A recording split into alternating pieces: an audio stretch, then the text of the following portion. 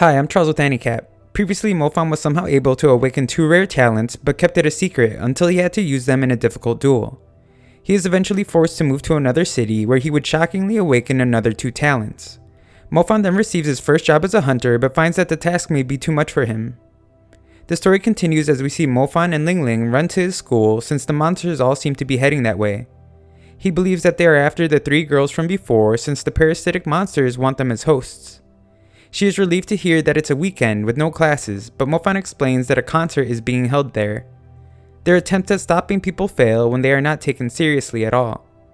Ling Ling must contact the Hunters Association, but they are running out of time. If the monsters are able to spread using the students, then they will definitely move on to the rest of the city, so Mofan decides to enter the concert before it's too late. Ling Ling explains that the infected blood pools in the victims' thumbs. If they haven't started shedding yet, then they can be cured by making an incision on their thumb to let the blood flow out. Ling Ling guides him through the school using an earpiece, and he encounters one of the monsters. Mofan has experience fighting the parasite, and his confidence is evident as he defeats it with a fire attack. He removes the parasitic skin to find the girl from earlier, who explains that she doesn't know what happened to her roommates, and Mofan tells her to wait there for someone to come get her. Ling Ling asks that Mofan not go further into the school as it's too dangerous, and goes far beyond the scope of their original job of protecting the child. She thinks they should leave the rest to the Hunters Association and the authorities, but he just asks for the location of the next creature and she accepts his decision, reminding him to fight near surveillance cameras so she can help. He blindly follows her directions only to run into a wall and must go a different route. When he does, he finds that the creature has been feeding and defeats it instantly, making sure that it dies in pain for what it has done. Its host is still alive, so Mofan cuts her thumb to remove the parasite. The girl reveals that she is a healing mage, and when Mofan explains the situation, asks if she can help somehow. He tells her how to remove the parasites, and they decide that the room she is in will act as a safe point that he will send other victims to for healing. She asks for his name, but Mofan refuses to give it since he has such a bad reputation. The monster's red dots are showing up in groups now, as it seems like the infection is spreading among roommates, and they are just now beginning to transform. Ling Ling informs him of three monsters that are coming for him, but he is in too narrow of a hallway and decides to head for a gymnasium. Mofan is relieved to see that there are people in there so that he doesn't have to fight alone, and he requests that they all work together. However, when the trio of monsters find him, he looks back at the group to find them writhing in pain. Ling Ling explains that she tried to warn him about the court since it had several red spots, and Mofan sees that they have just turned into monsters. He gets to a more advantageous spot and unleashes a flurry of fire punches to defeat them all. Ling Ling explains that he was lucky since these monsters were low level compared to the female demon from the first night. Elsewhere, Manyan makes his move on a girl when they are interrupted by one of the creatures. He doesn't take it lightly, but the girl asks that he not kill the monsters since she seems possessed. Manyan decides to call Mofan so he can help take the girl to the infirmary, but Mofan informs him that it's not the best time since he is currently running for his life. Just before Mofan hangs up on him, Manyan explains that he can hear his voice and directs him to the room they're in. Mofan is still trying to adjust to the speed of his beast boots, but safely makes it into the room. Mofan apologizes for interrupting, but Manyan promises that it isn't what it looks like. Manyan's girlfriend believes that the monsters are of the shadow element and his light talent is a direct counter to them. The monsters begin to destroy the door, so the pair prepare to fight. Outside, a group of hunters reveal that the monsters are known as scaled-skinned demon soldiers, but typically are not able to spread through blood. These seem to have gone through a mutation though. When these monsters sense impending doom, they will commit suicide, killing their hosts in the process. Doing so allows them to transfer their powers to the parent demon, to the mother. They must make sure that their actions are done in a way that don't panic the monsters. Back inside, Ling Ling confirms that the parasitic monsters are weak against Manyang's light, and the trio of mages work together to take them all down. Mofan catches them up on the situation when they hear the noise of the school's automatic doors closing. Ling Ling explains that all the exits have been sealed due to a decision by the school and Hunters Association. They have implemented a quarantine strategy so that the infected are not able to leave the building. Outside, the group discuss how there are over 6,000 students inside and how they must be able to do something other than just lock the doors. It is explained that to avoid panicking the monsters, they must kill the queen quickly, since all the parasitic soldiers will die immediately after, without harming the hosts. Ling Ling arrives and they instantly recognize her as the prodigy hunter. She explains that her and her partner had fought a pair of the parasitic monsters before. Ling Ling believes that the female that got away is actually the queen and has noticed odd movements by the creatures. Their movements are generally erratic, but they keep returning to the same area every now and then. It is pointed out that that spot is the automated lift in the stadium. It is suspended in the air, covered with a net, and is going to be used during the concert. They want to kill the queen as quickly as possible, but can't approach it without panicking the soldiers. Ling Ling explains that Mofan is already inside, and the group decide that he should be the one to kill her. Mofan receives compliments after rescuing some girls when Ling Ling tells him about the situation. He is to try and kill the queen while the hunters find a discreet way to enter the building. Ling Ling informs the group of hunters that Mofan has accepted, but expects a large reward afterwards. The hunters are insulted that a boy has been entrusted with killing the queen since they are the professionals. However, their leader explains that they just need to continue searching for a safe way in. Mofan explains to Manyan that the monsters will become more powerful as they ascend to the queen, and that he will have to be precise with his magic so that he doesn't harm the hosts. Manyan warns that he will help to the best of his abilities, but if his life is at risk, Mofan shouldn't hold it against him if he doesn't stick around. Furthermore, Manyan knows that Mofan is in it just for the money, and explains that he would then like the recognition. Manyan comes from a noble family and explains that their members must be outstanding. If he is able to solve the crisis and raise his family's reputation, he will be cherished by them. Mofan knows that solving the crisis will do nothing for his already dismal reputation and agrees to let Manyan take the credit. In return, Mofan requests some wings for his sister, but Manyan says to forget it. Mofan then asks for a different magical item, and Manyan is shocked again as it is worth tens of millions, but eventually agrees. At the concert, we see that everyone is having a good time, except for the one poor girl alone in the bathroom. Manyan wonders if Mofan is scared, but he explains that he isn't, since he has been through much worse. Just then, several monsters appear, but Manyan says that he can handle them so that Mofan can find the queen. After Mofan leaves, Manyan assumes that he must have some type of equipment that turns him into a shadow. Mofan arrives at the lift entrance to find that the star of the show named QQ is about to get on it. The lift descends as QQ expresses her nervousness, and the lift controller says that she shouldn't be because she is not the star of the show today. She gives the signal to her soldiers and explains that it is finally time for them to feast. The queen torments QQ as the crowd is ravaged, just as Mofan arrives.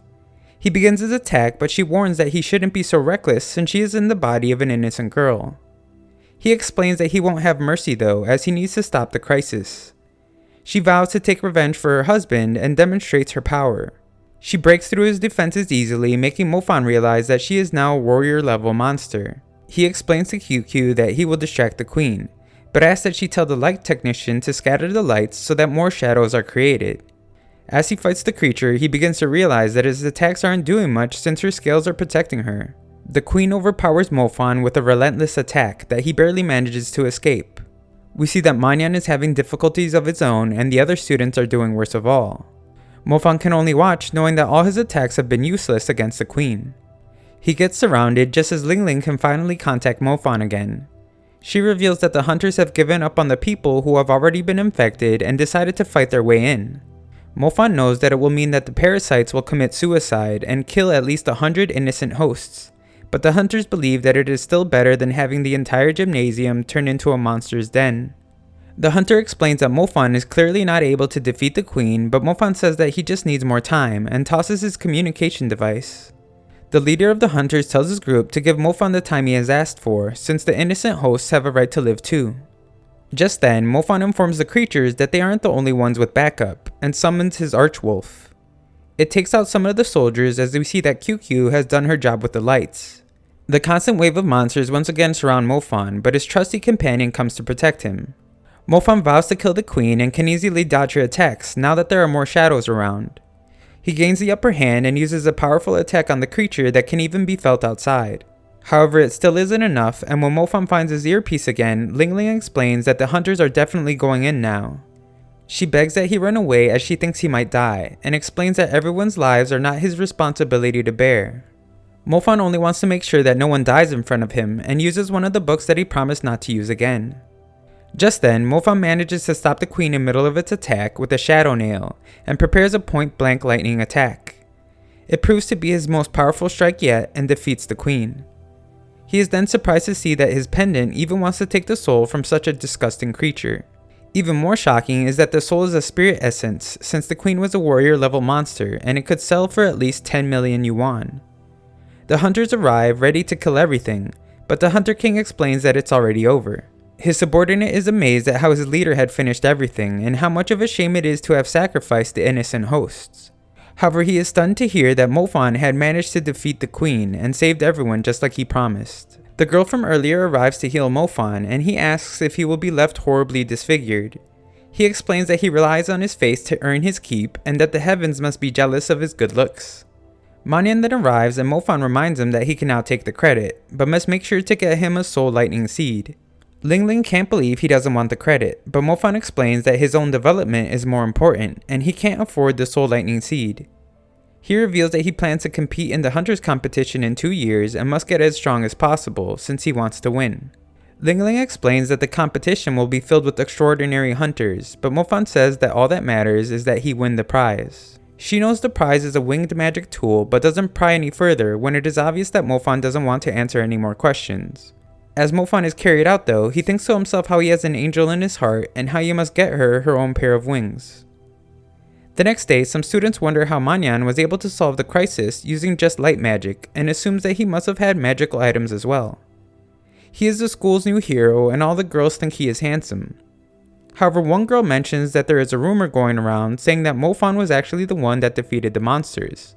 It is explained that Manyan will receive an award for saving everyone and Mofan will get one as well for helping out. The girl Mofan had rescued is convinced that she saw Mofan defeat the queen that day and wonders why he would let someone else take the credit, but acknowledges that he is a pretty interesting guy. In their room, Manyan explains that the lightning seed is impossible to find at the moment, but he plans to win one at an auction, and invites Mofan to come along. While there, Mofan reveals that he would like to sell a warrior level essence, which impresses Manyan since it's so rare. What he is really curious about though is how he managed to get a ghost artifact. Mofan has no clue what that is, and Manyan explains that it is what's used to collect souls and essence. One that could collect warrior level essence would be worth at least 20 million yuan. Mofan still can't believe it, so Manyan explains that only soul mages can collect spirit essence, but with the invention of ghost artifacts, anyone can. However, they come at a steep price. This just makes Mofan even more curious about the mystery surrounding his pendant. Feng arrives and is surprised to see his most hated enemy, but Mofan doesn't recognize him at all. Manyan reminds him of how he defeated Feng in battle, and Mofan explains that he must have finished him off too quickly to see his face. Manyan finally wins the lightning seed from Mofan, and it is explained to have been obtained from a dangerous location that makes it more powerful than a typical lightning seed.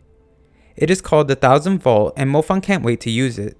Just then, everyone is shocked to see that the normal order of the auction has been changed so that a more important item can be brought next. It's Mofan's warrior essence, and Manyan explains that Mofan can bring an essence to auction whenever he pleases, and the appraiser can be trusted since he is part of his family. The winner of the essence ends up being Feng, who won with a bid of 25 million yuan. He mocks Mofan for not ever being able to get an item like it, obviously not knowing the truth. The next item is the Shield of Hell, which can easily block warrior level attacks, and releases spikes that will penetrate opponents. Mofan wins that item and later explains to Manyan that he will use the rest of his money to rent a house so that he can focus better on his training. Later, Mofan goes to look for an apartment only to find that Mu and a friend are doing the same. Her friend Shaya recognizes Mofan as the devil for some reason, which confuses everyone. They would all decide that they want the apartment and the owner recommends they be roommates since it's so expensive. Mu is a bit hesitant, but Shaya says that they can just get Mofan to pay for half the rent, which Mofan doesn't like hearing at all. Shaya explains that there are a lot of people that would die to live with Mu, and makes the decision for everyone. A bit later, Shaya assures Mu that it's a good idea, since she has heard rumors that Mofan single-handedly took down the warrior level monster. Mu's family has a shortage of talented individuals right now, and Mofan could be a valuable addition if they can convince him. The next day, some movers finish their job and are told to leave. They think that Mofan must be a mover as well and don't believe when he says he lives there. Shaya doesn't help clear anything up, but instead cheers on the fight. However, Mu shows up and shocks the movers with the truth. After they leave, Shaya apologizes for instigating, and Mu explains that Mofan should be careful as those two are from noble families. They are both very strong and might try to do something to him in the future, but Mofan isn't concerned. Later, Mofan spends some time with Zenzaya and they catch up on the things they have been doing. He says that one day he will make enough money to buy her a great surprise, but she explains that him visiting her is better than any gift. Zenzaya then mentions how her history teacher taught her that the people of Boat City have always been unique. Going back centuries, those who first lived there were the Sacred Springs Guardians. Mofan believes that must have something to do with why the Black Courier wanted to destroy the city so badly. Zendaya explains that if he wants to find the truth, then he must first find the ancient tomb. However, the spirits inside are very malicious, which is why no one has dared to search for it. Mofan is unfamiliar with this place, and Zendaya reveals that it is the most famous resting place of the dead, the place called Guda's tomb. Thanks for watching part 12. 10,000 likes to let me know you want a part 13.